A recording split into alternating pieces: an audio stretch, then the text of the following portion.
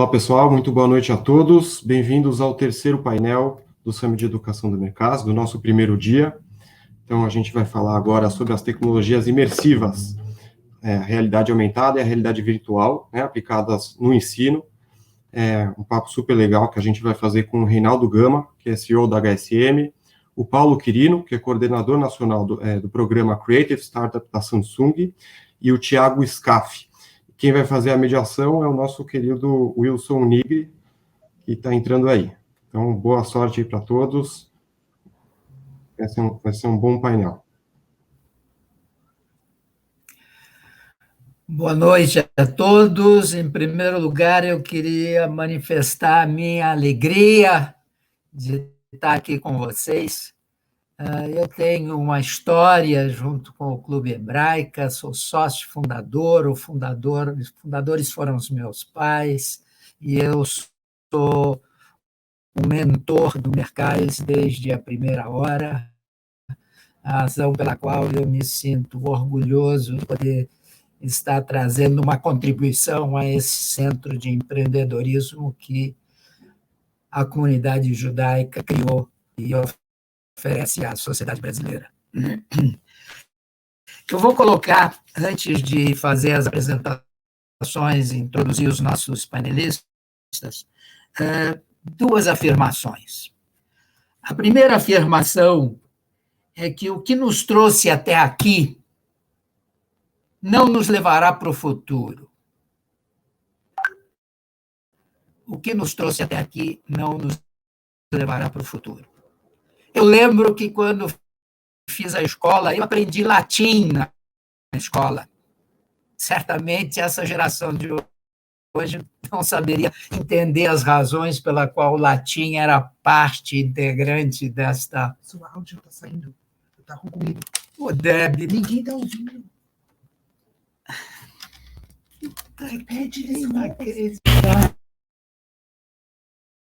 Alô, desculpe, eu acho que teve alguma falha aqui.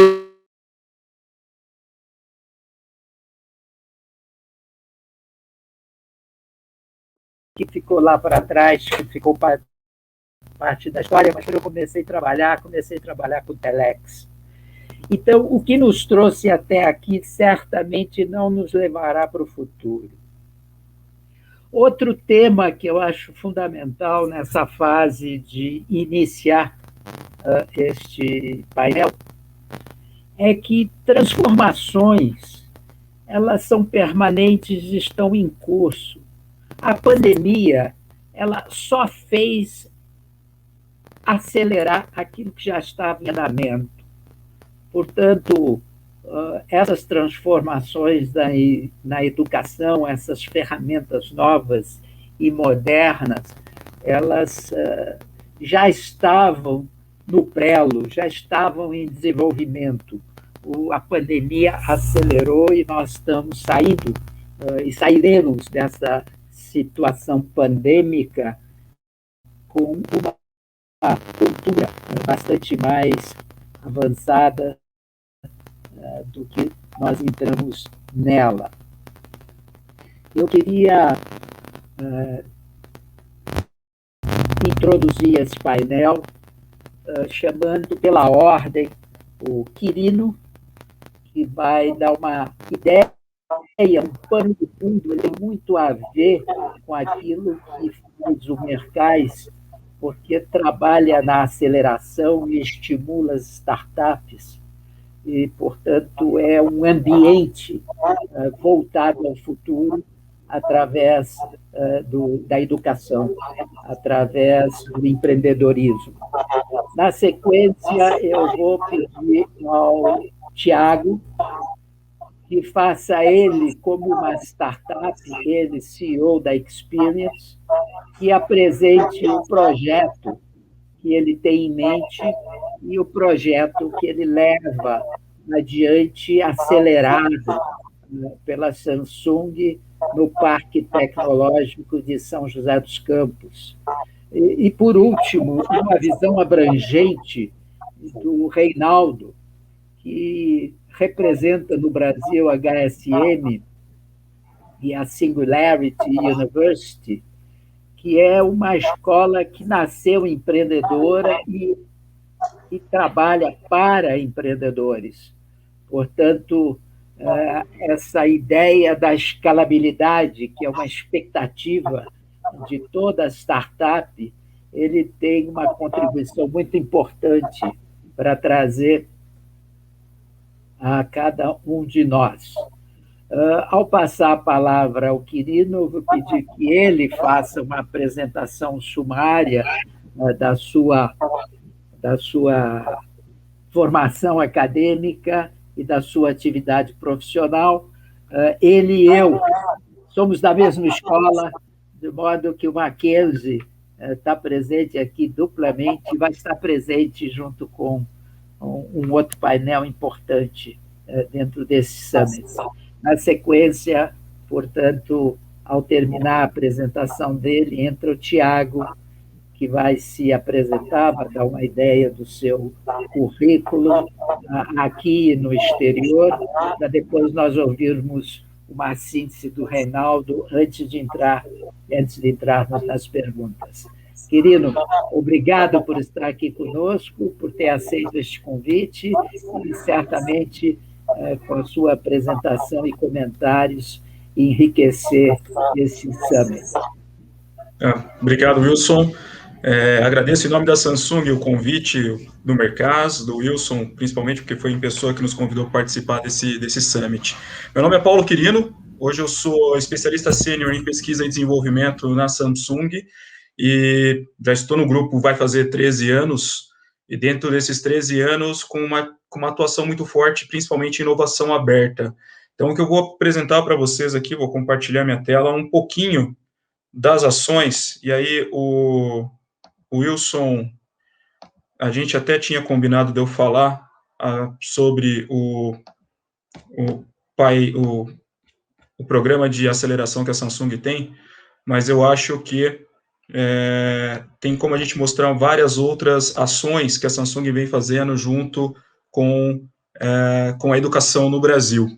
Então, só me deem um de acordo, vocês estão vendo minha tela? Sim. Ótimo. Então tá, Paulo Quirino, eu trabalho no departamento de inovação aberta da Samsung.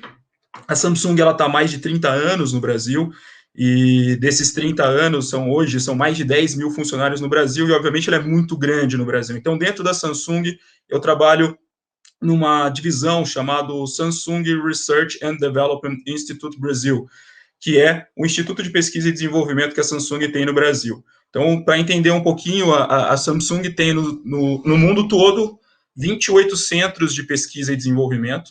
Ela investe diariamente 33 milhões de dólares em pesquisa e desenvolvimento. O Centro de Pesquisa e Desenvolvimento da Samsung, que representa a América Latina, então, ele fica localizado no Brasil. E dentro da estrutura que nós temos no Brasil hoje, nós temos o Samsung Research Brasil, que fica em Campinas, que é onde eu fico localizado, muito próximo da Unicamp. Nós temos o SDLA, que é o Samsung Design Latin American, que fica em São Paulo. Nós temos 2 institutos parceiros, o CID e o CIDIA, um localizado em Campinas, outro localizado em Manaus, e agora abrindo também uma unidade no Recife, no Porto Digital. Tá? Então, essa é a estrutura de P&D da Samsung no Brasil. E como que a gente vem trabalhando inovação aberta no Brasil há algum tempo? Então, nós temos aqui esse gráfico que mostra um pouquinho do que a gente vem fazendo. A gente trabalha na esfera de learning, de educação, principalmente com as grandes universidades públicas brasileiras. Nós temos uma outra atividade chamada Samsung Ocean, e eu vou falar um pouquinho sobre cada uma dessas iniciativas. O Samsung Ocean trabalha muito na fase de educação em tecnologia e pré-aceleração de startups, e na área de negócios nós temos o Samsung Creative Startups, que esse é o programa que eu coordeno, que é um programa de aceleração, que já está na sua 5ª edição e que já tem trazido alguns resultados bem interessantes. E tudo isso para que futuramente a gente tenha um ecossistema interessante para trazer para o Brasil uma área de investimentos de startups mesmo, mais com foco em venture capital do que investimento em inovação, que é como a gente vem fazendo hoje ainda no mercado. Então, com as universidades, a gente já fez esse trabalho desde 2012, nós fomos pioneiros em começar, junto com as universidades públicas brasileiras, um trabalho de ranqueamento dessas universidades internamente para a própria Samsung. Esse trabalho teve uma publicação acadêmica que nós apresentamos no Japão, num congresso de gestão da inovação.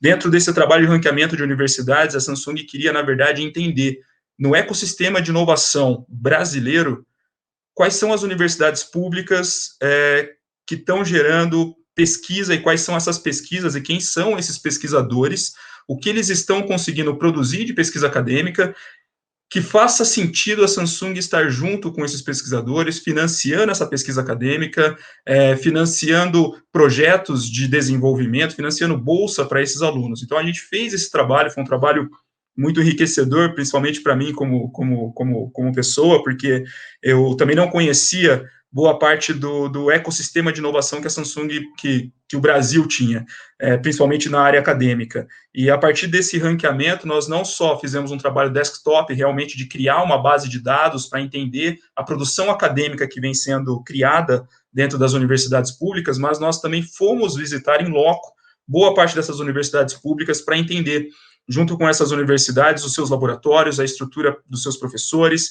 E dentro desse trabalho, então, como que nós fazemos? Né? Nós avaliamos essas universidades, depois nós fazemos uma análise dos professores que estejam trabalhando em áreas que sejam de interesse da Samsung, promovemos workshops onde esses professores vão até a Samsung, apresentam suas áreas de pesquisa para um board técnico e de negócios, e depois a gente estabelece um convênio, um plano de trabalho, para iniciar o trabalho com essas universidades. Eu acho que é legal colocar como resultado, isso já vem sendo feito há algum tempo.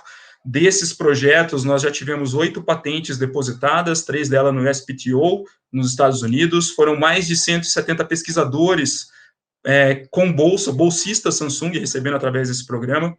Nós tivemos 2 programas de bolsas de estudo, na verdade agora cresceu, está um pouco desatualizado, são 3 programas já de bolsa de estudo, um com foco agora todo em Manaus. Fizemos um Joint Lab, que é um laboratório em conjunto com a universidade, com a Unicamp, até porque nós tínhamos um volume de projeto, quase 8 projetos rodando junto na Unicamp, então a gente criou um espaço para que os projetos da Samsung pudessem, os professores, os alunos envolvidos nos projetos pudessem trabalhar.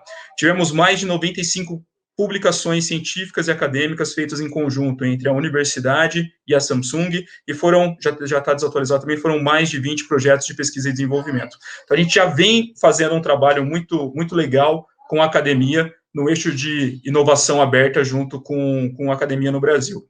Depois disso, nós temos os programas que aí entram um pouco mais na área de educação, mas a educação um pouco mais técnica. Então, nós temos o Samsung Ocean e o Creative Startups. O Samsung Ocean e o Creative Startups, eu gosto de brincar que dentro daquele gráfico do life cycle das startups, naquela fase que é conhecida como Vale da Morte, que é onde a startup tem menos suporte, que é onde ela realmente precisa de muita ajuda, é nessa etapa que esses 2 programas entram. Então, o Ocean, com a finalidade de ser um programa que vai levar conhecimento técnico, desde programação, até mesmo conhecimento em empreendedorismo, como que eu crio uma startup, e depois o Creative Startups, fazendo um primeiro aporte financeiro, ajudando com mentorias técnicas para que aquele negócio realmente saia do papel ou saia de um MVP e já vá para um produto.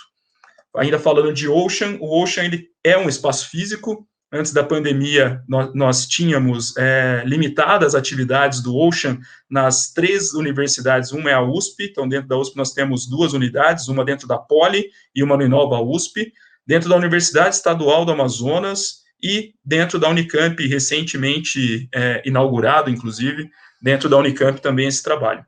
Depois da pandemia, obviamente, o trabalho ele tem extrapolado as unidades físicas e tem acontecido muito de forma virtual em todo o Brasil. Então, agora mesmo a gente acabou de rodar uma chamada, foi até o dia 19 de maio essa chamada, para uma pré-aceleração nacional, onde qualquer startup do Brasil poderia participar dessa pré-aceleração, tendo ainda, além da Samsung, toda a parte de mentoria técnica também dessas 3 universidades. E aqui está um pouquinho de umas fotos, então esse aqui é o Ocean na Poli da USP, foi o primeiro Ocean, a unidade do Ocean que nós abrimos, tá? Esse já é o Ocean no Inova USP, a unidade, a segunda unidade, a terceira unidade aberta, na verdade, ele tem um espaço já próprio com coworking. Então, durante o programa de pré-aceleração, antes da pandemia, as startups que participavam do programa de pré-aceleração, elas podiam usufruir desse espaço e de toda a infraestrutura que esse espaço tem para poder acelerar os seus negócios. Dentro do Ocean Manaus, essa foi a segunda unidade que nós abrimos, no Ocean Manaus, dentro da Universidade Estadual do Amazonas, e agora a gente acaba de inaugurar um espaço muito maior dentro da Universidade Estadual do Amazonas, novos prédios, alguns deles vão servir de estúdio de gravação de pitch, nós temos auditório para apresentação de projetos, salas de incubação e aceleração de startups, montamos uma vila de startups toda feita em container dentro da Universidade Estadual do Amazonas. E o mais recente é o da Unicamp, ele é o menorzinho deles, mas a gente está inaugurando agora também um centro na Unicamp, aí, seguindo a mesma proposta, principalmente da Inova USP, na USP, um espaço de coworking para que as startups em pré-aceleração possam atuar nas atividades de seus projetos.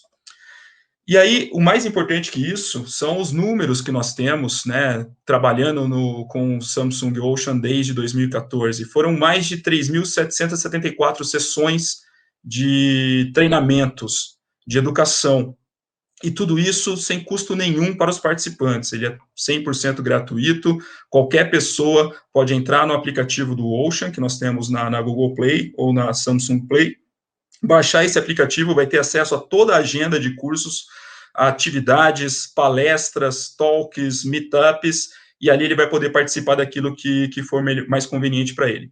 Esse número já está também desatualizado, não foram 9.300 pessoas que participaram desses programas, já chegamos à marca dos 100 mil participantes, 94% das pessoas que participam depois avaliam os cursos e a nossa qualidade está em 94%, e atendemos aí a mais de 91% das expectativas de todo mundo que participa dessas atividades.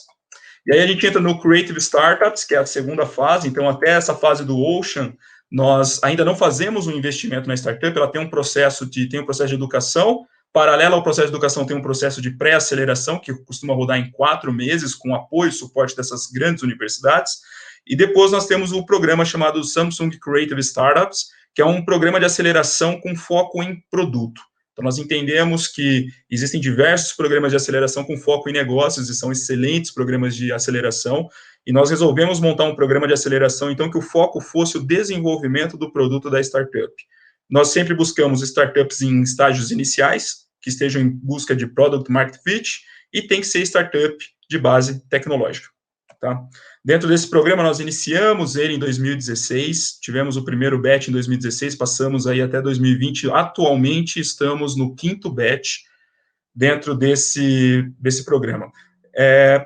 As startups, quando entram, elas recebem um aporte financeiro, elas recebem até R$250 mil livres de equity para poder investir esse recurso no desenvolvimento do produto das startups, mas mais do que isso, eu acho que mais importante do que isso, são os steps que a Samsung criou, junto com uma equipe de especialistas, onde para cada fase dentro desse programa de aceleração e num life cycle aí de mais ou menos 9 meses de programa, elas vão passar por alguns steps com profissionais especialistas da Samsung, orientando ela em cada step de como realmente entender um problema, como idear e trabalhar um service design dentro desse problema, e depois como ajustar, fazer um protótipo rápido, testar, validou, aí sim a gente começa a utilizar recurso financeiro para conseguir acelerar o desenvolvimento que essas startups estão fazendo dos seus produtos.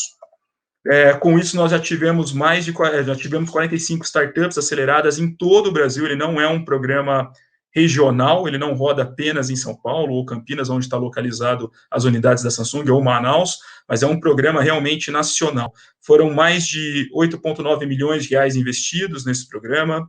Nós temos, para que consigamos rodar ele a nível nacional, e temos uma chamada com abrangência nacional, nós temos o apoio de uma rede de incubadoras parceiras. Essas incubadoras participam do programa.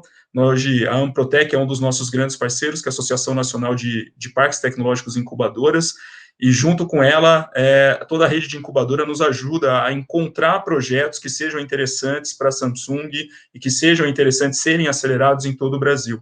E já recebemos mais de 1.000 propostas de projetos para participar desse programa. Eu acho que, em linhas gerais, e até de maneira bem rápida, é um resumo do que a gente vem fazendo como programa de inovação aberta na Samsung. Nós temos uma responsabilidade muito grande com um dos maiores mercados da Samsung fora da Coreia do Sul. Além disso, acreditamos que o investimento na educação e empreendedorismo ajuda não só a melhorar o mercado brasileiro, mas a melhorar as condições de vida de todo mundo, e a gente vem fazendo um investimento forte nessa área para, de alguma forma, aí, conseguir colaborar ainda mais com essas ações de inovação aberta e com essas ações de educação. Eu acho que era isso que eu tinha para apresentar de uma forma bem resumida, tá?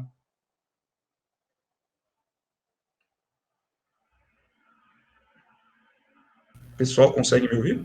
Ok, Paulo, mais uma vez você nos empolga com a sua apresentação, a sua forma clara e objetiva, com muito foco sobre o trabalho que uma grande corporação coreana, parceira do Brasil, demonstra com toda clareza o comprometimento que tem com o processo de educação desse nosso país.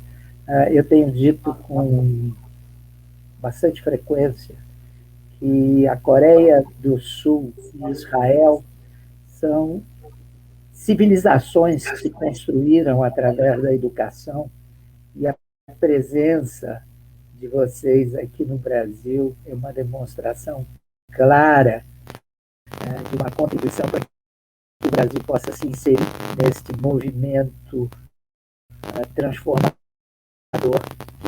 que está por vir e que virá certamente com estas experiências que se desenvolvem em incubadoras, com esses empreendedores que se desenvolvem as suas startups que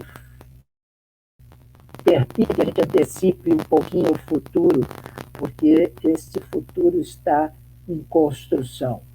E é assim que eu convido o Thiago para se apresentar e trazer o que as ferramentas que ele vem desenvolvendo dentro da incubadora da Samsung, no Parque Tecnológico de São José dos Campos, o que ele vem fazendo com essas tecnologias imersivas. Portanto, vamos mergulhar no trabalho do Thiago através de uma exposição que ele inicia agora para enriquecer ainda mais este painel. Thiago, por favor. Obrigado, Wilson. Boa noite a todos. Primeiramente, agradeço aí ao convite do Mercaz. Para mim um prazer enorme poder aí compartilhar essa mesa virtual com o Paulo, com o Reinaldo e com você, Wilson. Espero poder compartilhar um pouquinho aí, né, da minha experiência, principalmente com a Experience, né, e também toda a aprendizagem que eu tive aí ao longo desses últimos anos na área de educação, né, e também vou compartilhar um pouco de algumas opiniões também que eu venho formando, né, naturalmente ao longo dessa trajetória. O tema, né, eu vou focar um pouco mais no tema, né, relacionado às tecnologias imersivas e aos impactos, né, das tecnologias imersivas na aprendizagem, e vou tentar trazer também um pouco mais de correlação com alguns cases, né, que a gente já vem trabalhando aqui na Experience. Bom, vou começando aqui então, né, com uma provocação, né, para toda a audiência, né, se alguém aqui hoje acha, né, que os estudantes, neste formato que estamos trabalhando hoje, serão capazes de absorver, né, o conhecimento, um nível de conhecimento mínimo, adequado, né, onde a gente observa, eu, por exemplo, sou pai de dois meninos, né, e o mais velho já está numa rotina mais intensa de aulas online, e eu percebo que é muito difícil mantê-lo ali engajado, né, envolvido com o tema. Ele está vendo o outro irmão ali brincando, fazendo as coisas, enquanto a gente observa que a dinâmica de aula online ainda se mostra como uma espécie de transposição ou uma tentativa de transposição de um modelo presencial para o online, né, com muito pouca interação, muitas vezes, né, sem contar todos os problemas técnicos de conexão de um lado, de outro, enfim, acaba sendo uma experiência ainda muito, muito difícil, né, então fica essa provocação, né, que eu imagino que a resposta seja não muito satisfatória.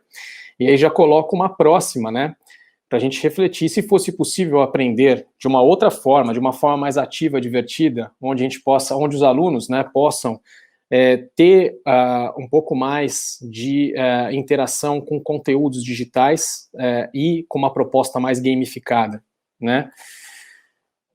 Indo um pouco além e trazendo uma ideia de como isso poderia se configurar, né? Eu trouxe aqui uma proposta de um tema que está muito em voga, né?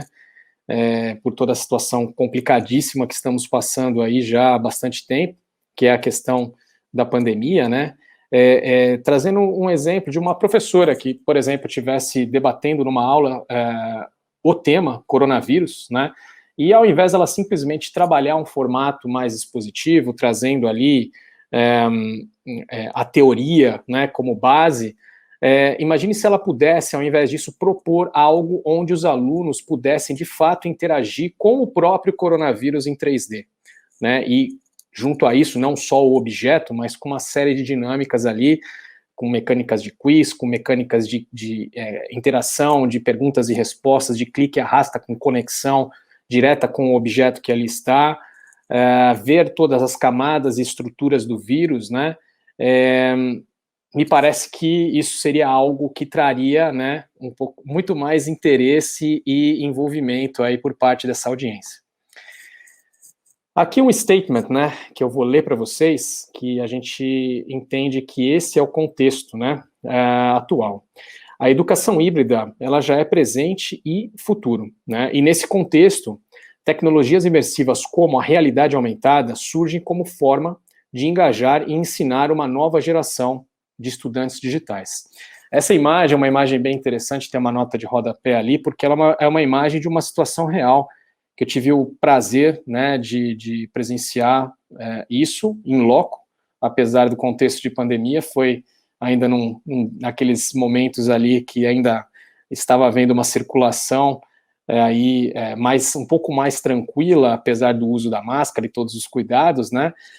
Nós estamos participando de um projeto na França, vou falar bem rapidamente, chamado Startups à la École, que é promovida por uma incubadora pública de Paris, né, chamada Agora 9, e lá a gente teve a oportunidade de trabalhar com um grupo de aproximadamente 100 alunos de uma escola pública da região de Paris, em Suresnes, e ali eu tive esse primeiro contato mais intenso, né, mais próximo, de corpo a corpo mesmo com os alunos, no uso da tecnologia, não só com os alunos, mas também com o professor responsável pela turma, e assim, foi impressionante o envolvimento, o interesse deles nesse tipo de interação, né, onde eles puderam, de fato, tocar, aqui é um exemplo do cérebro humano, né, que eu vou trazer depois uma outra proposta para vocês um pouquinho mais para frente na apresentação, mas aqui também traz esse exemplo do cérebro, que é um dos objetos que nós temos, né, então é algo que, por exemplo, é uma temática que, para um aluno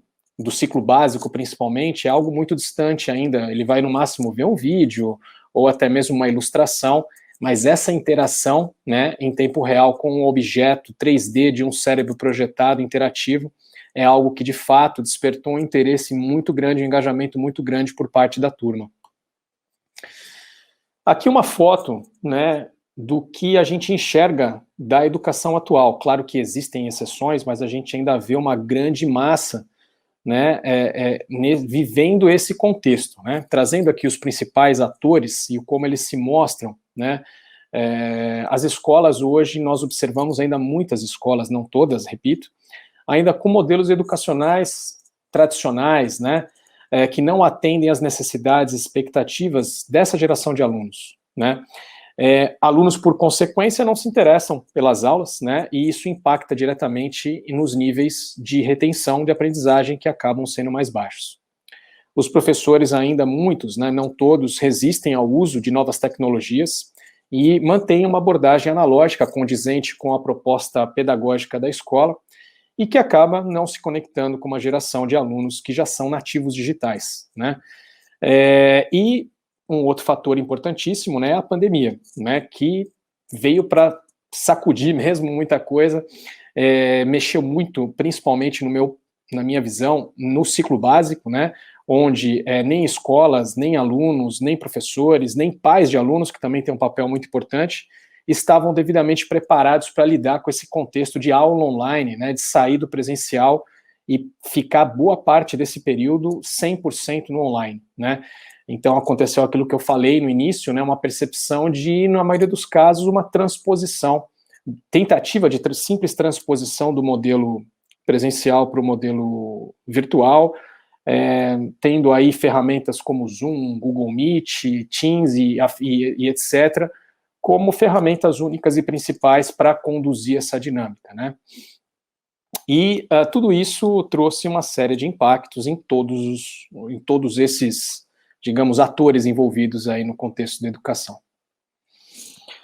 Falando um pouquinho sobre tecnologias imersivas, né, é um tema que eu, até tomando um cuidado para não assumir que todos já sabem do que se trata, né, mas basicamente eu vou fazer uma rápida introdução. As tecnologias imersivas, elas são mais conhecidas pela realidade virtual, né, que é aquela tecnologia onde geralmente se usam óculos especiais, aí você tem diferentes tipos de óculos, você tem desde um óculos mesmo, que é um device hoje um pouco mais avançado, né, que é desenvolvido hoje pela Facebook.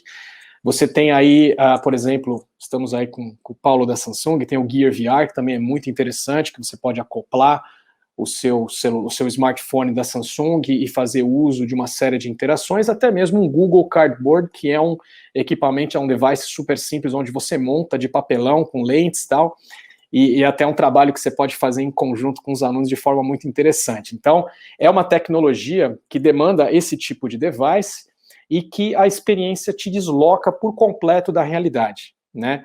Eu posso estar aqui agora, por exemplo, palestrando para vocês aqui numa sala de reuniões.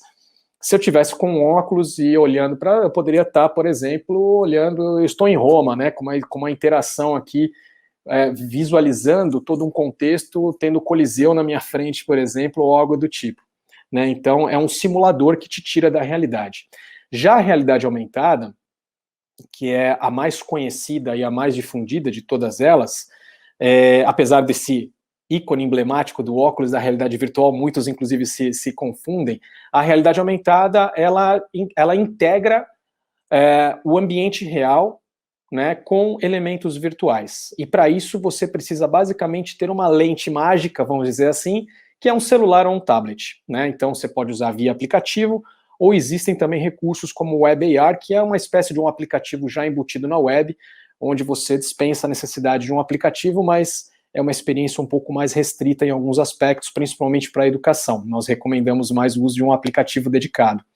Então, qualquer um que tenha um smartphone, né, seja ele Android ou iOS, pode fazer uso, por exemplo, dessa tecnologia. E tem também tem a realidade mista, né, que mistura um pouco mais esses elementos entre realidade virtual e realidade aumentada, que é a menos difundida de todas elas, porque ela demanda um pouco mais de recursos e equipamentos para uso, né? Então é um pouco mais complexa a interação, mas você aí realmente tem um nível ainda maior de interação com elementos que estão aí, elementos virtuais que são integrados ao ambiente real.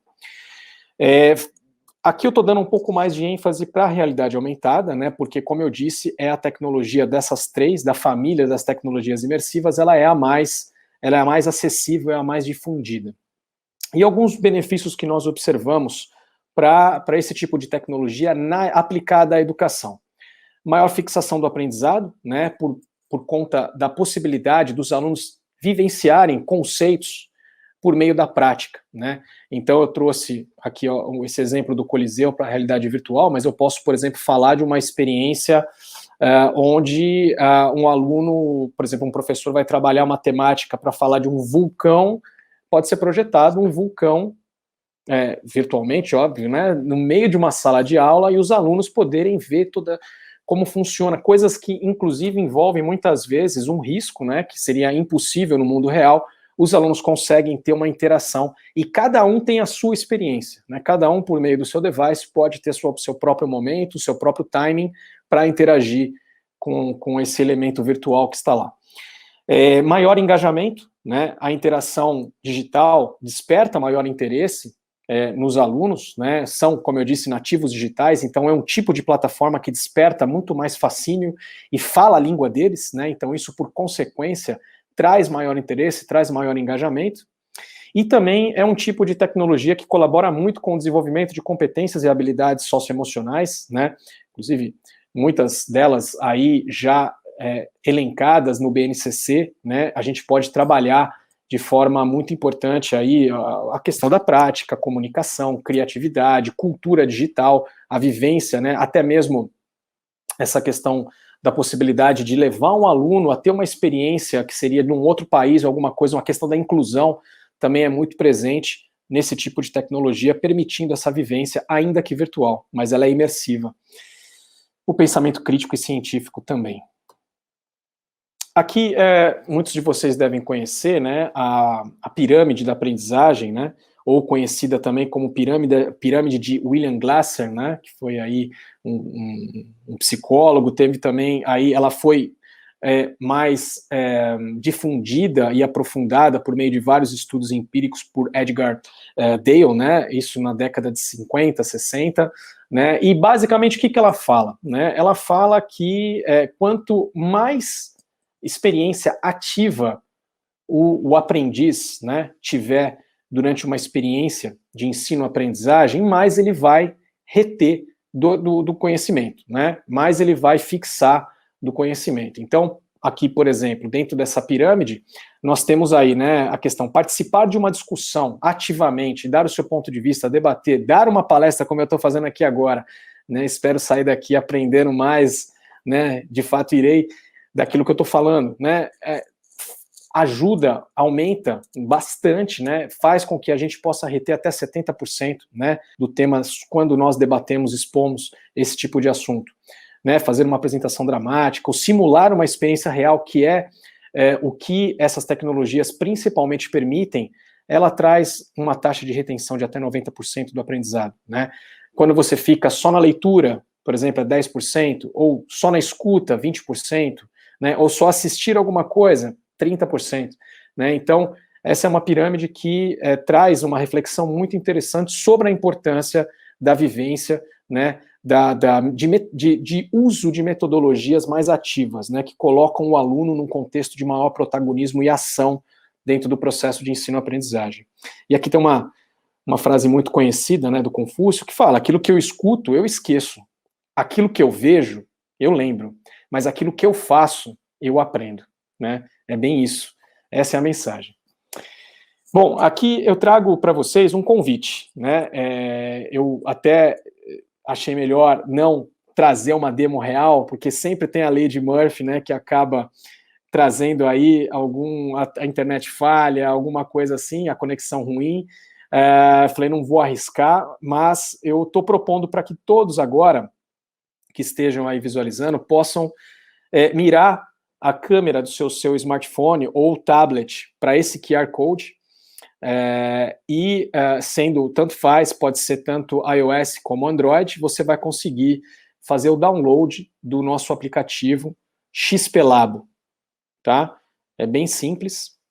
E aí, uma vez feito esse download, vocês podem acessar diretamente a nossa biblioteca de conteúdos RA, que está em xplabo.com. Lá vocês vão encontrar as imagens que são os marcadores, que depois de baixar o aplicativo, vocês selecionam lá um conteúdo que vai estar disponível na nossa biblioteca do aplicativo, acessa a imagem, a respectiva imagem desse conteúdo no xplabo.com e você vai ter acesso a essa experiência, essa interação. Nós temos ali alguns objetos, como o cérebro humano, temos uma célula humana em 3D, todos esses em 3D, olho humano, coronavírus que eu mencionei para vocês, e outros mais. Temos também uma mecânica de projeção, né, que é aquela que você integra diretamente no ambiente sem a necessidade de um marcador, né? Nós temos aí hoje um objeto para demonstração, que é um objeto do sistema solar, com os astros do sistema, de forma interativa, bem bacana, tá bom? Aqui é um exemplo do que seria essa imagem que vocês vão encontrar, por exemplo, do cérebro, tá? Do encéfalo humano, que vai estar lá no xpelab.com. Abriu o aplicativo, selecionou na playlist lá na nossa biblioteca o encéfalo humano, é só mirar a câmera do celular para esse cérebro que vai abrir um objeto em 3D com todas as informações relacionadas à estrutura do cérebro, assim como algumas práticas que estão sendo propostas por lá. Aqui eu vou passar um rápido demo para vocês também, só para vocês terem uma ideia de tudo isso que eu falei. É um videozinho bem curto com alguns conteúdos que nós desenvolvemos.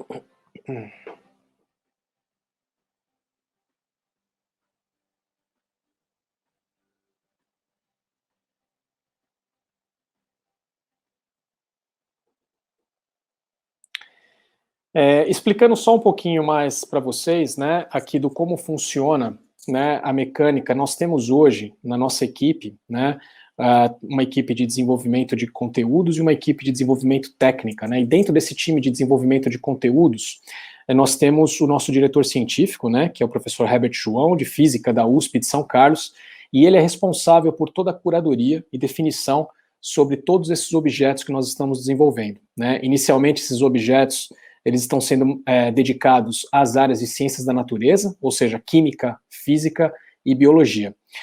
Além de toda essa parte da curadoria que é feita sobre os conteúdos, o professor Herbert João também é responsável por toda a interface junto aos professores, tanto num treinamento inicial, como também em plantões pedagógicos, que ele vai se disponibilizar para atender professores, para tirar dúvidas e ajudar nesse processo de montagem das aulas. Eu acho que, em linhas gerais, era isso, né? Essa solução que nós estamos desenvolvendo, ela tem tanto essa parte do aplicativo, como foi demonstrada aqui para vocês, como também terá uma plataforma, né, que vai permitir uma plataforma web, onde os professores, principalmente, poderão acessar essa plataforma e, em poucos cliques, criar interações em realidade aumentada. Então, esse exemplo do cérebro que eu mencionei, ou qualquer outro objeto que nós tenhamos na nossa biblioteca, um professor pode, por exemplo, integrar esses objetos a um livro ou algum objeto, ou ainda ao espaço de sala de aula, se for um objeto em 3D, que nós chamamos, em projeção, como foi esse do sistema solar. Ele pode ser diretamente integrado no ambiente de sala de aula, ou ainda no modelo remoto, ele pode ser utilizado pelo aluno diretamente em casa. Ok? É isso. Gostaria de agradecer mais uma vez, fico à disposição, deixo aqui os meus contatos, né? E obrigado mais uma vez aí pela oportunidade. Tiago, eu não vou dizer que você me surpreende, porque seria repetir aquilo que eu tenho falado com alguma frequência, mas você é muito modesto, você falou pouco de si mesmo, para não dizer que falou nada de si mesmo. Mas eu vou começar comentando de que essa experiência na França, ela foi premiada. Não foi apenas uma interação com 100 alunos numa escola pública nas imediações de Paris. Ela foi reconhecida e premiada, prêmio que você deve receber em algum momento quando as viagens internacionais voltarem a ser permitidas.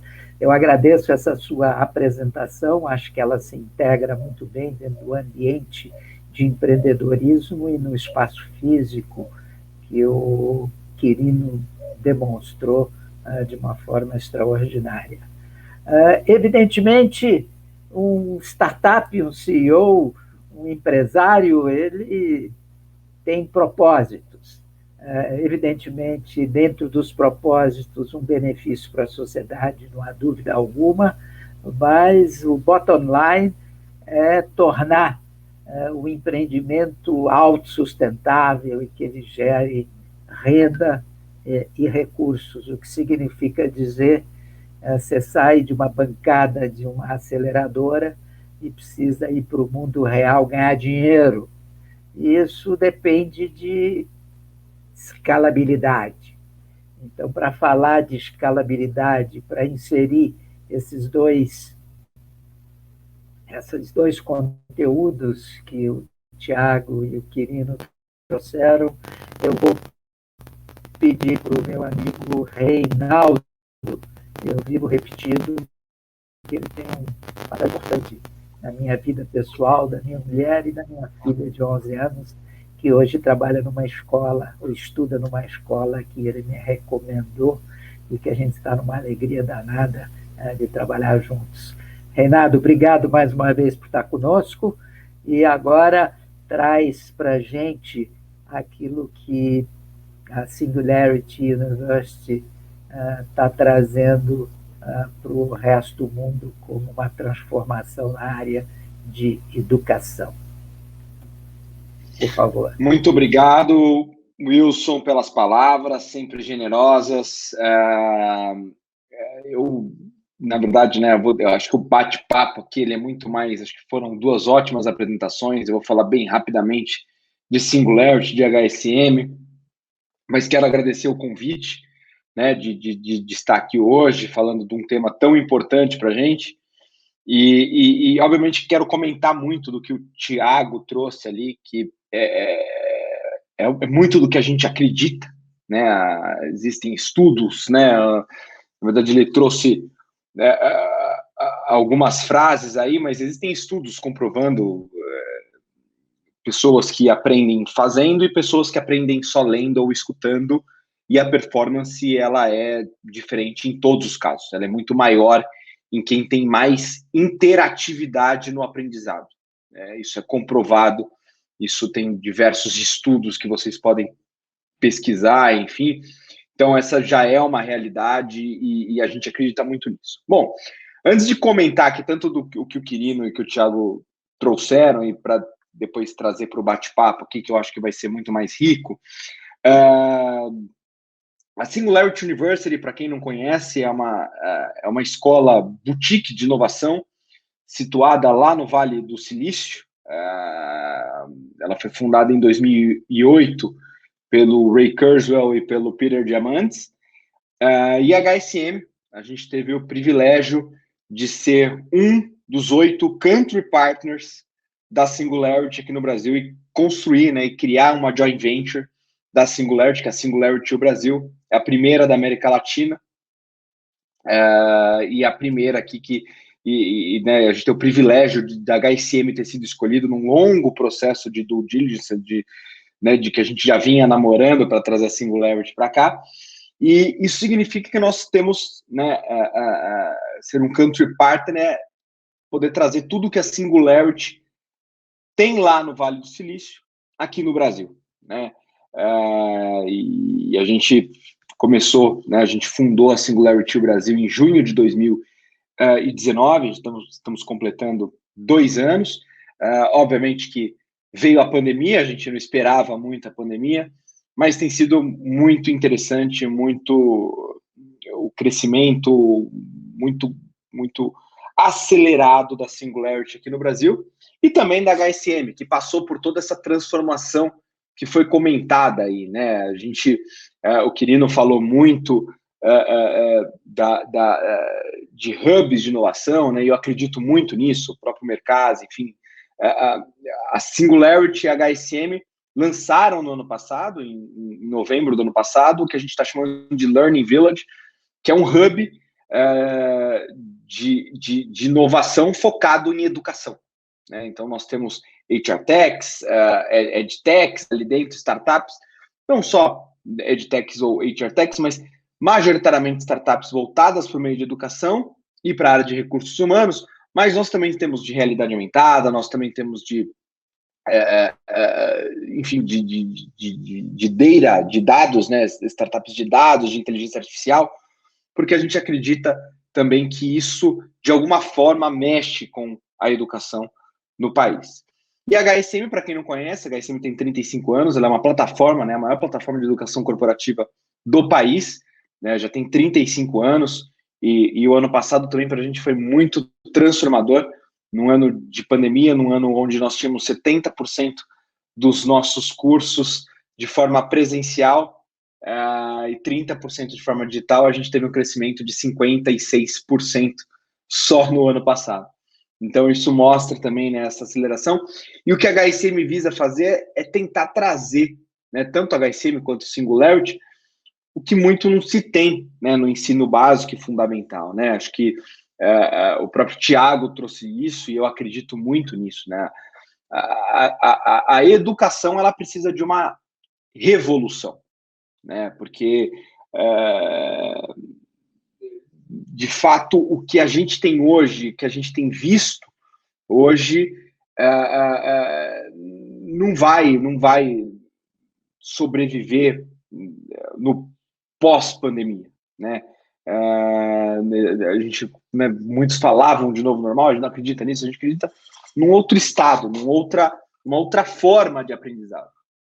Isso, de fato, veio para ficar, mas a gente também precisa entender o abismo social que o país tem, né? Ou seja, nem todo mundo, né, a grande maioria, na verdade, não tem acesso, não tem uma infraestrutura necessária, não tem internet necessária para o aprendizado. Isso precisa ser colocado. Então, quando eu vejo uma apresentação do Tiago, né, com a imersão, com outros formatos, isso dá uma luz para a gente. E é isso que a gente acredita muito.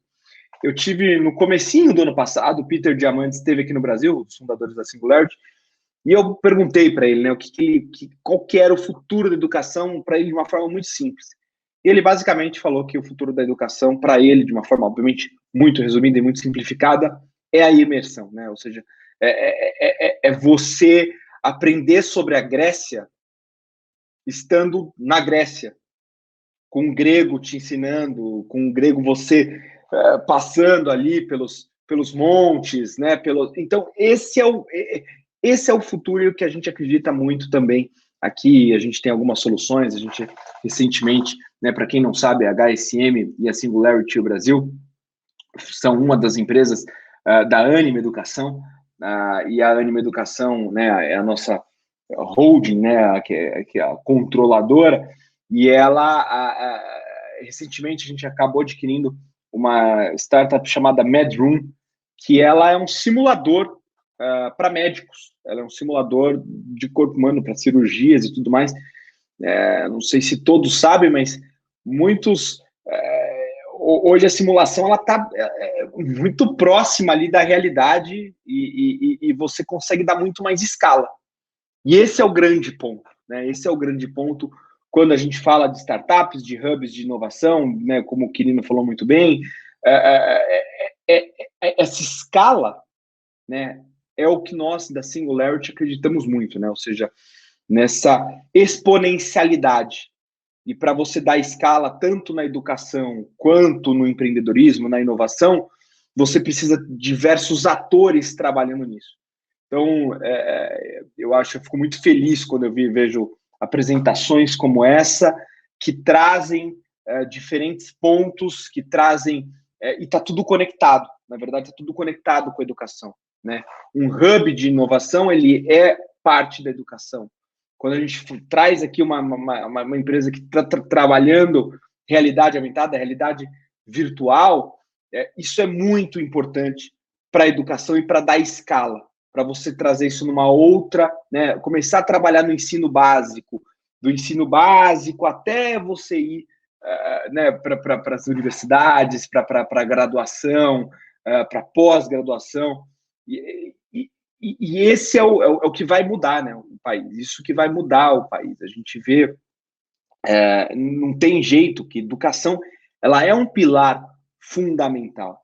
A gente está vivendo hoje no país um apagão um apagão de mão de obra, principalmente na área de tecnologia, porque a gente não tem o básico, né, no ensino básico. A gente não tem o básico, não tem matemática, e hoje, né, tem muitos números, se falam em 150 mil vagas, 200, 300, até 1 milhão de vagas num apagão, que vão ter vagas e não vão ter gente. E num país com mais de 14 milhões de desempregados, isso é uma insanidade, né? Ou seja, você tem 14 milhões de desempregados de um lado e 1 milhão de vagas que não conseguem ser preenchidas do outro lado, né?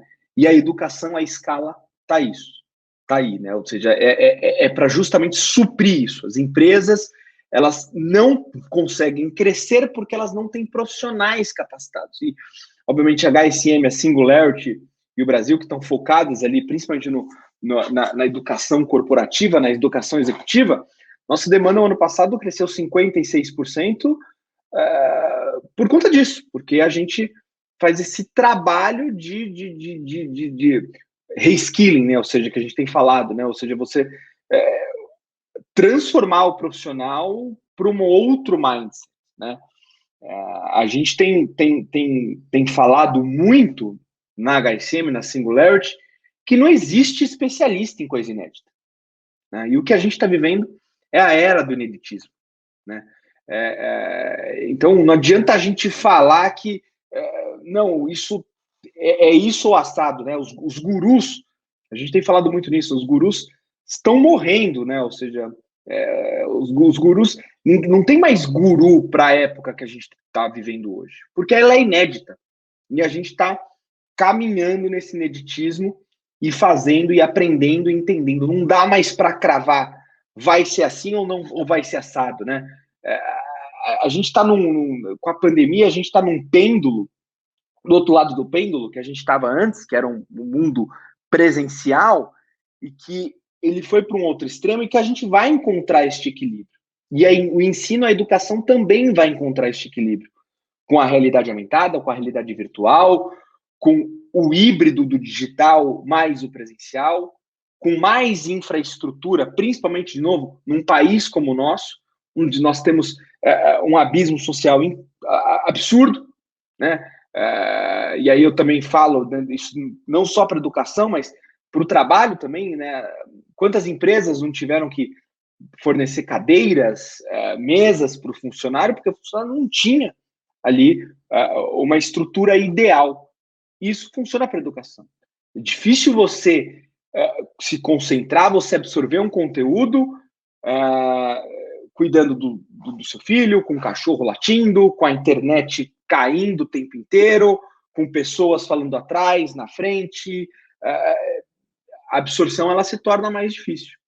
Então, é preciso entender isso e precisa entender também essa escala. Como que a gente vai dar essa escala para tudo isso? Então, de uma maneira bem rápida aqui, a gente passou essa primeira hora, Nigri, né? Passamos aqui das 7h30, acho que foi uma ótima apresentação aí do Quirino e do Thiago. Eu vou deixar aberto aqui para o debate, quis comentar os dois aqui, um pouquinho da apresentação dos dois, mas vou deixar aberto para o debate aqui essa nossa próxima meia hora aqui. Obrigado.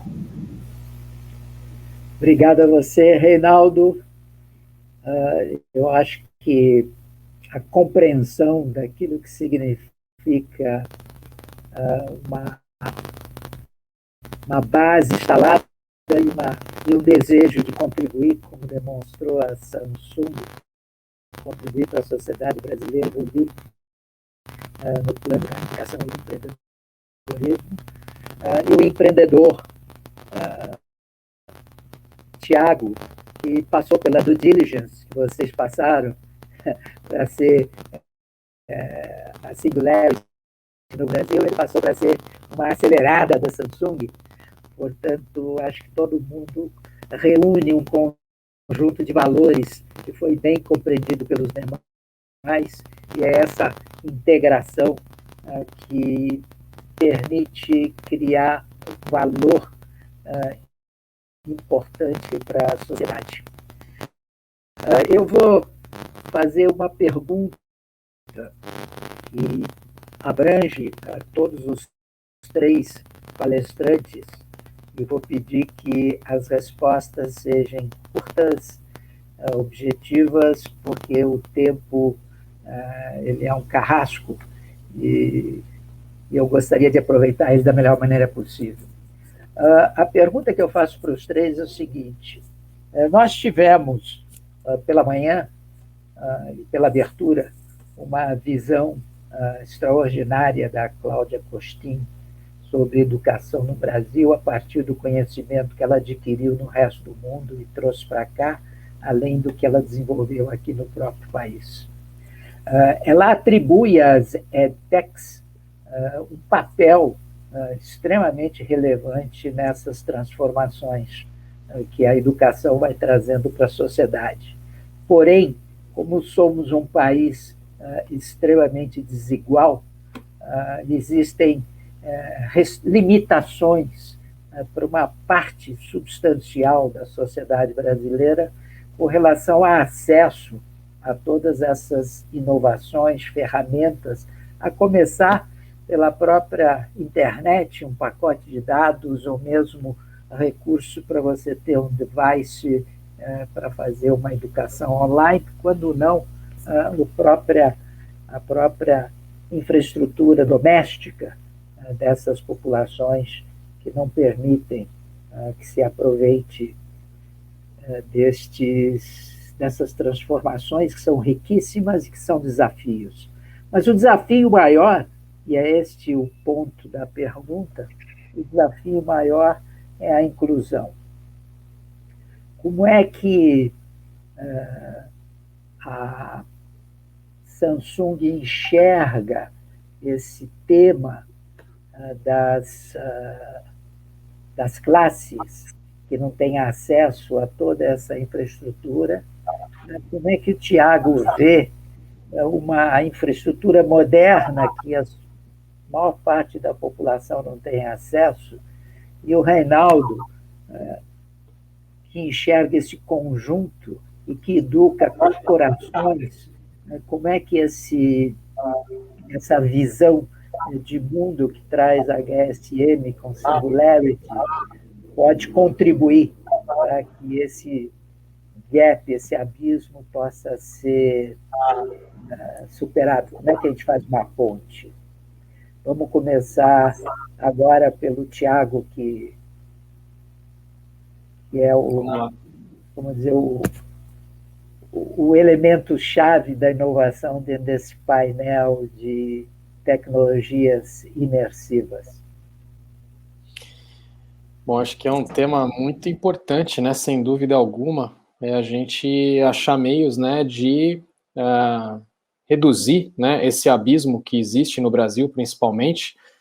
Eu, por experiência própria, eu posso falar, porque eu vivi na pele um pouco disso, né, eu sou um aluno egresso da escola pública, fiz toda a minha formação praticamente na escola pública, até o ensino médio, e eu vi que eu tive que suar muito.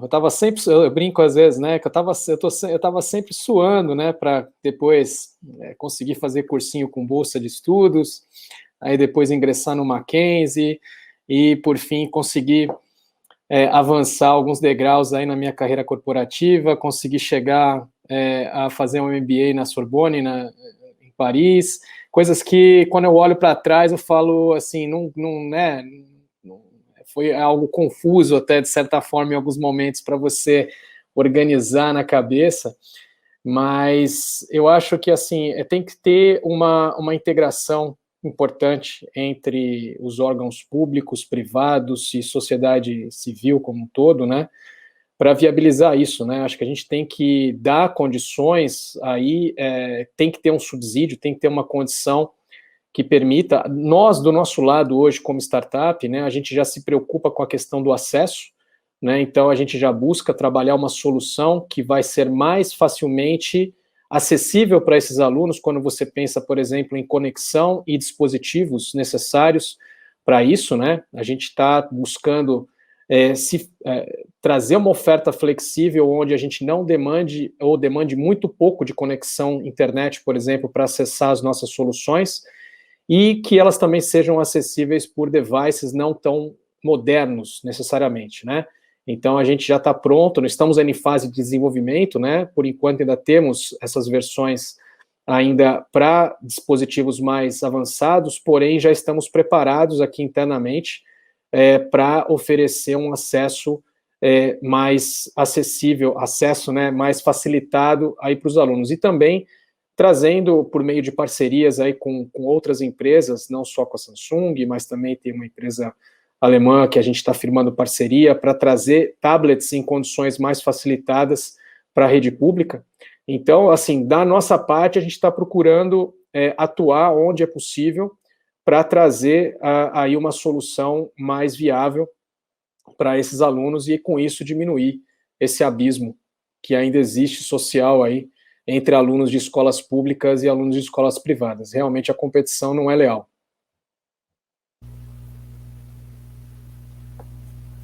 Reinaldo,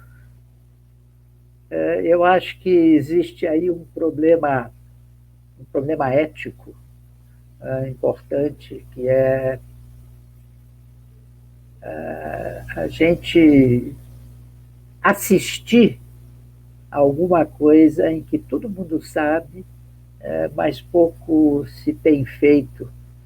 Mas a gente aprende também, na área de empreendedorismo, de que a gente precisa ampliar a base para ter escala, e a gente tem que incorporar essa parcela importante, ou esses milhões de alunos, ou esses alunos que estão abandonando a escola por incapacidade de continuar, ou mesmo porque a pandemia não permitiu que ele acompanhasse a escola. A Cláudia deixou isso muito claro essa manhã. Como é que a gente aprende na escola a enfrentar esse problema ético da sociedade? Bom, vamos lá.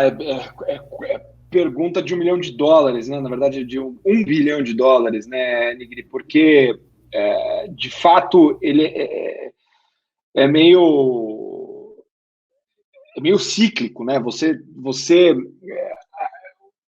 E aí eu vejo dois problemas aqui principais. Primeiro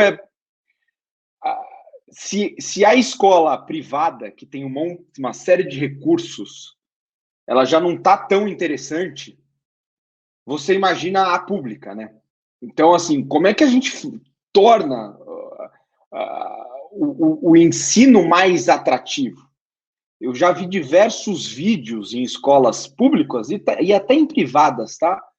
Em que o professor, ele coloca um vídeo do YouTube e o aluno fica ali assistindo o YouTube. Isso no presencial, né? Então, como é que a gente traz isso? Como é que a gente torna mais interessante? Esse é um problema. E outro problema que eu vejo é que a gente precisa ter mais a parceria público-privada, né? Não tem jeito. O privado, ele vai ter que entrar aqui de alguma forma. E aí eu falo pela própria HSM, pela Singularity, a gente tem bolsas em algum dos nossos cursos digitais. A gente, no ano passado, por exemplo, a gente abriu a nossa plataforma, que é uma plataforma online que tem assinatura.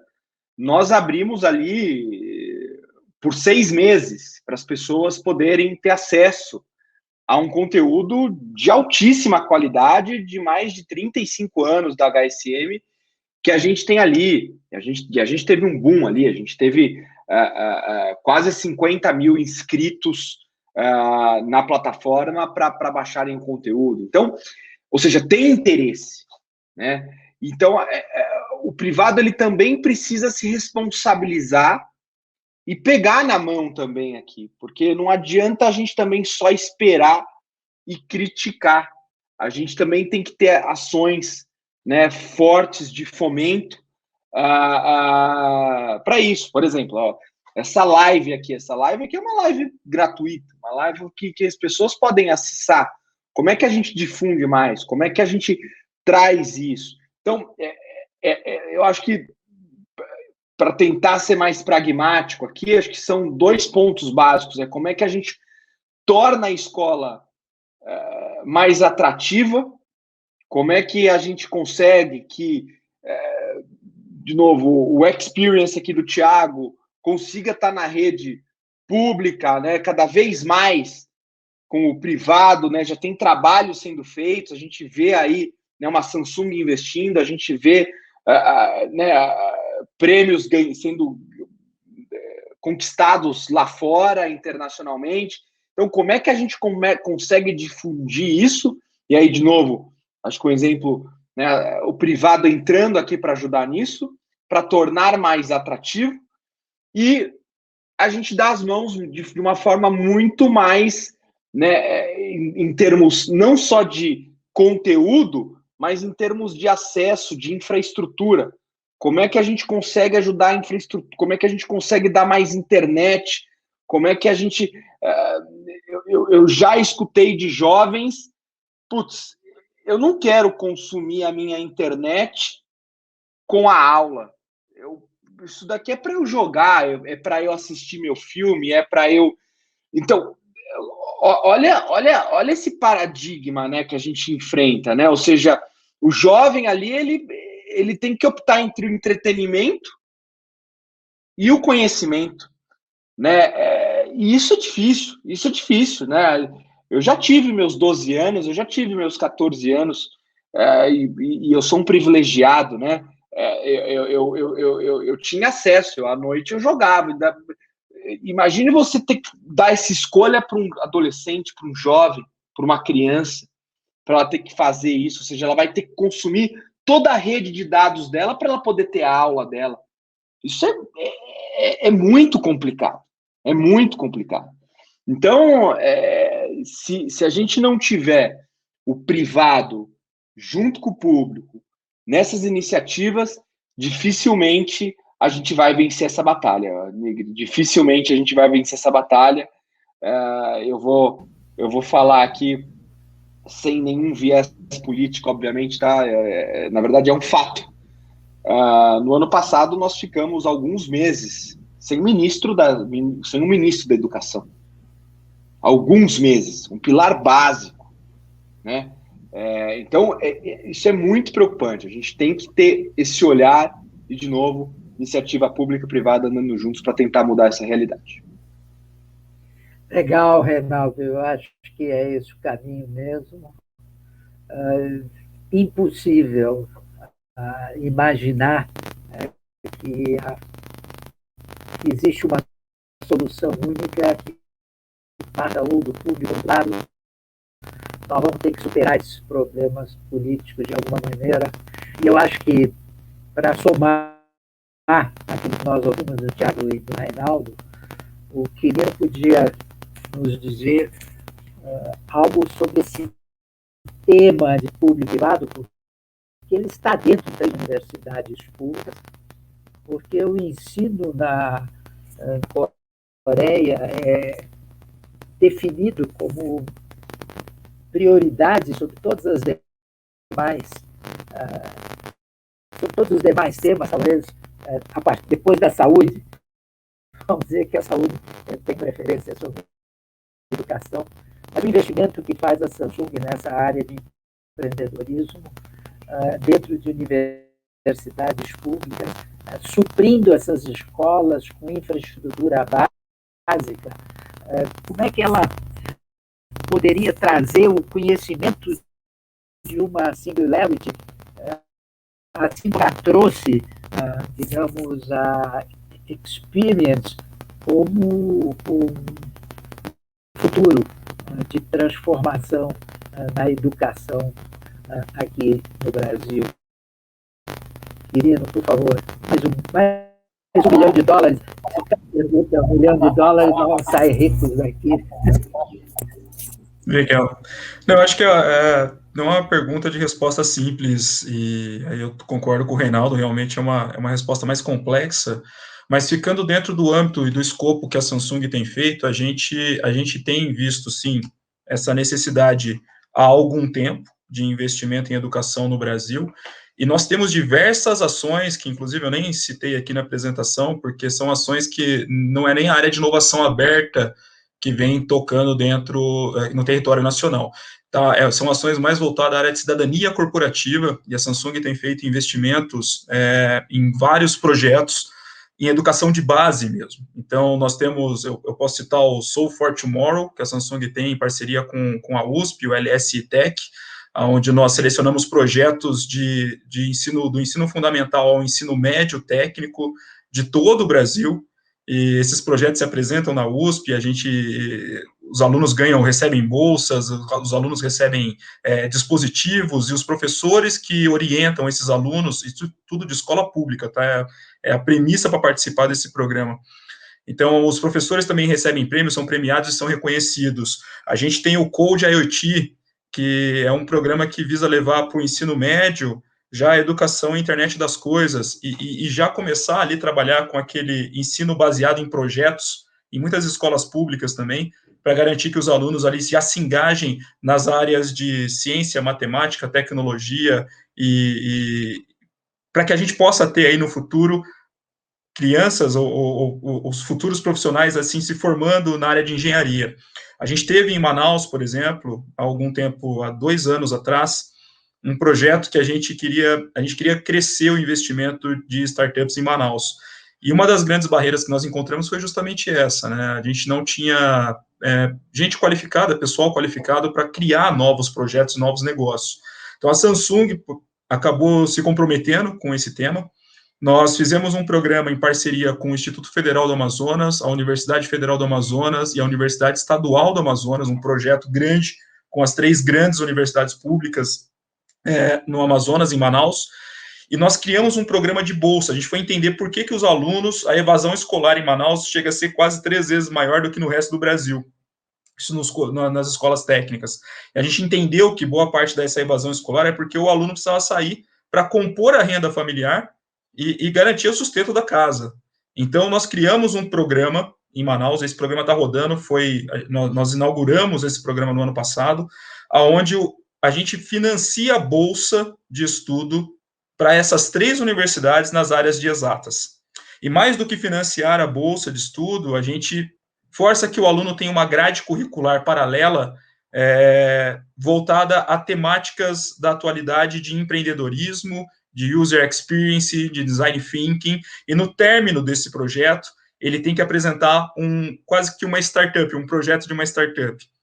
A ideia é, os melhores projetos desses alunos, a gente pega e pré-acelera eles no Ocean, e os melhores podem chegar a receber um investimento depois num programa como Creative Startups. Mas nós entendemos que, não só para continuar crescendo em termos de empresa de tecnologia, que tem uma representatividade muito grande, de novo, somos quase 10 mil funcionários no Brasil inteiro, só de pesquisa e desenvolvimento, somos mais de 4 mil funcionários no Brasil.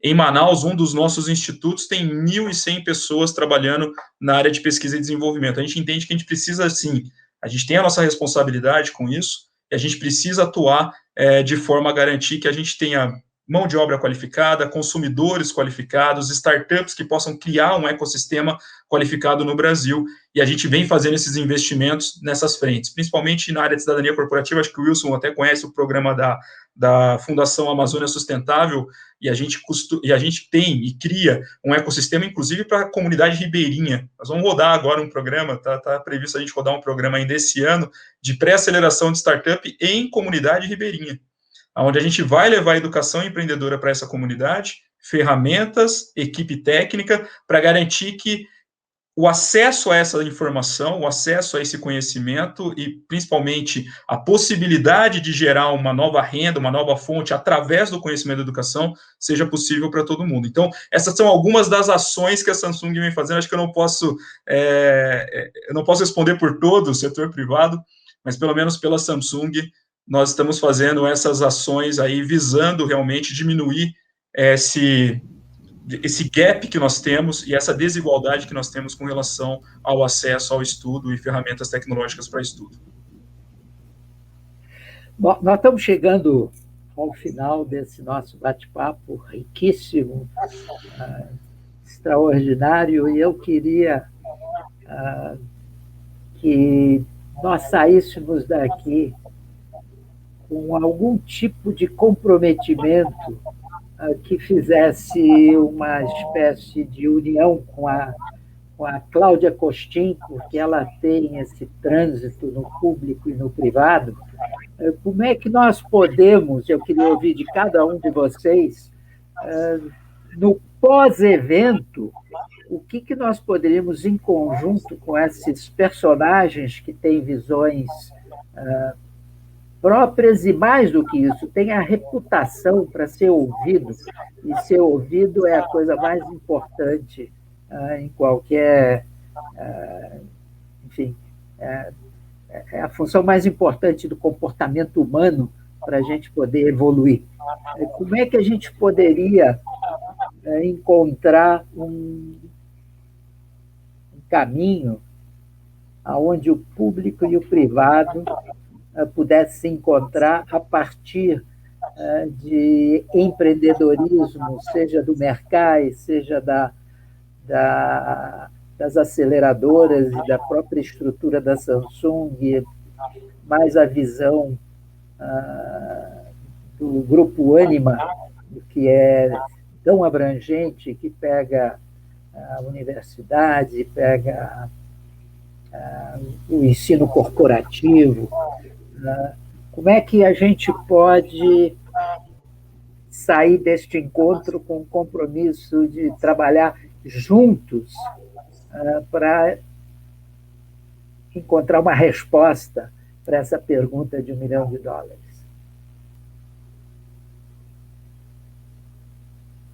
Quem vai se arriscar aí essa... Olha lá, quem que vai aqui? Essa Olha, tá de... eu vou dizer uma coisa, Wilson. eu estou numa alegria danada, porque eu estou conversando com gente jovem tem um futuro pela frente, e eu quero testemunhar isso ainda, então eu vou pedir para o mais velho dentre os jovens começar, eu não sei quem é, certamente não é o Tiago, eu vou dar essa responsabilidade para o Reinaldo. Pronto. Depois o Quirino, Ótimo. E por último eu deixo o Tiago, já aproveitando a experiência dos demais, para fazer um fecho. Bom, eu acho que tem diversas formas, né? Até a Anima, como você bem disse, né, Nigri, a Anima tem um instituto, o Instituto Anima tem dezenas de milhares de ações, né? A gente até ontem, sexta-feira, a gente fez um hackathon do bem com a Loki, foi bem legal, enfim. Então tem diversas ações aqui que o Instituto já trabalha, e que a gente pode tentar entender como unificar, mas para não fugir da raia e delegar para o Instituto isso, eu, como Singularity, a gente pode pensar em alguma ação com algumas bolsas para o curso Fundamentos do Pensamento Exponencial da Singularity, pensar como é que a gente distribui isso, pensar tentar entender um pouquinho com ela como que a gente pode olhar isso e pensar em algumas bolsas desse nosso curso, que é o curso que, né, ele fundamenta, é um curso básico para o pensamento exponencial. Você tem o Peter Diamandis, é um curso online de aproximadamente 12 horas, é o nosso, né, é um sucesso, a gente já teve milhares de pessoas que já fizeram esse curso, é um curso em inglês que a gente legendou em português, então você tem, né, o Peter, tem alguns experts da Singularity, a gente pode pensar numa ação em conjunto com ela. Então eu aqui, para não fugir da raia, posso disponibilizar isso, pensar aqui, a gente pode ver a quantidade, enfim, pensar numa live, mais uma live com ela, estou à disposição. Legal.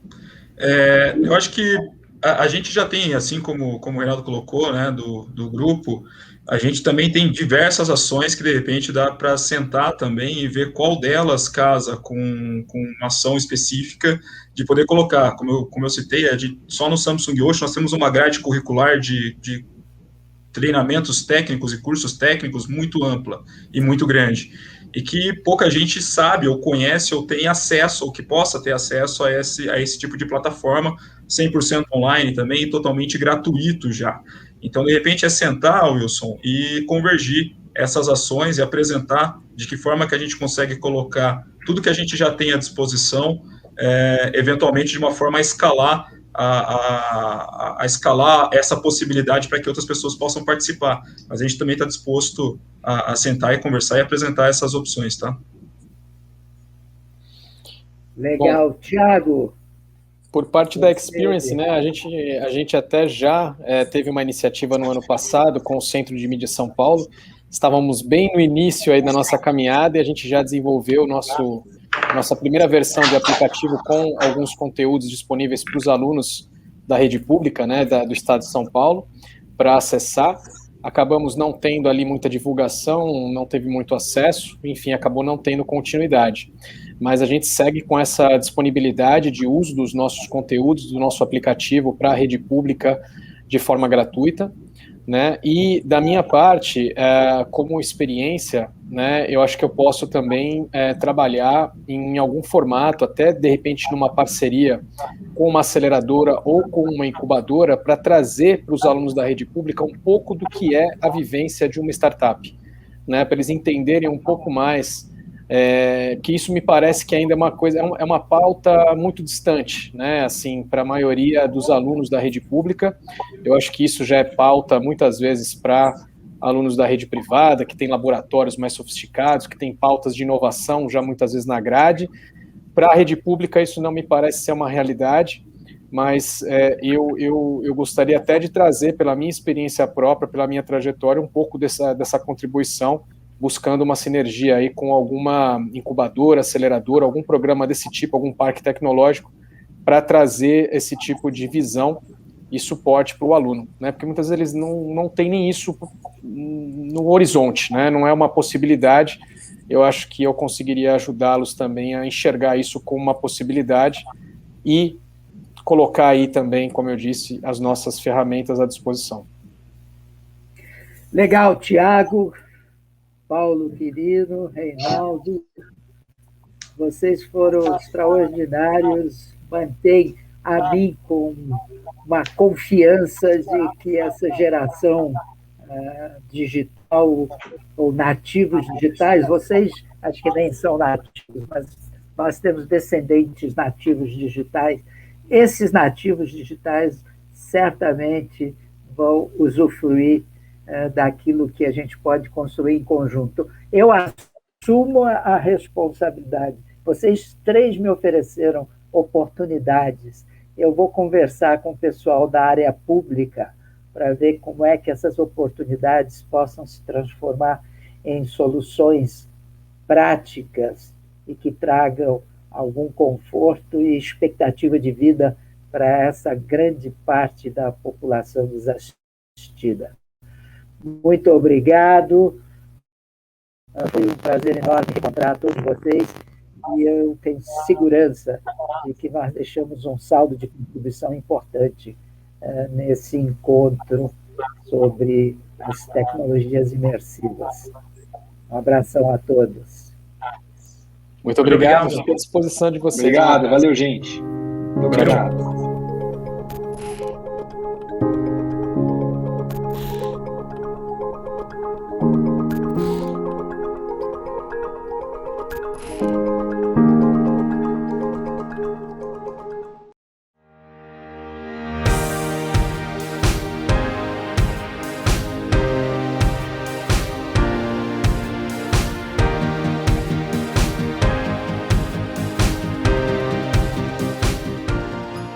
Presidente do Fundo Comunitário e junto com o presidente da CIP, com o presidente da Hebraica, a gente teve a visão de criar um lugar que a gente pudesse ajudar o jovem a empreender.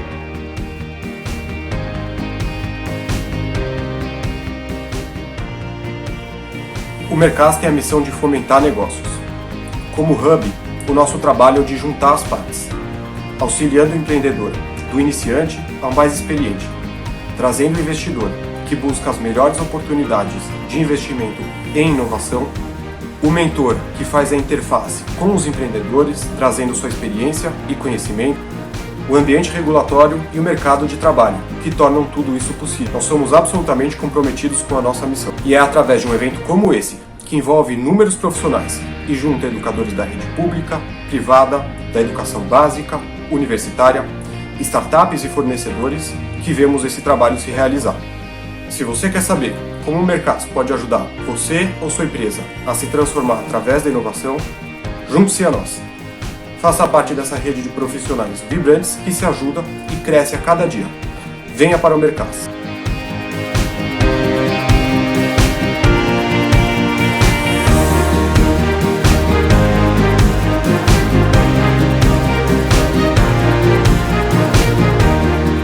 Ações como essa do Mercas são muito importantes para juntar essas pessoas no mercado, juntar a inteligência, juntar todas as idades, juntar todo o repertório, para a gente poder acelerar negócios e ao mesmo tempo dar valor a outros negócios.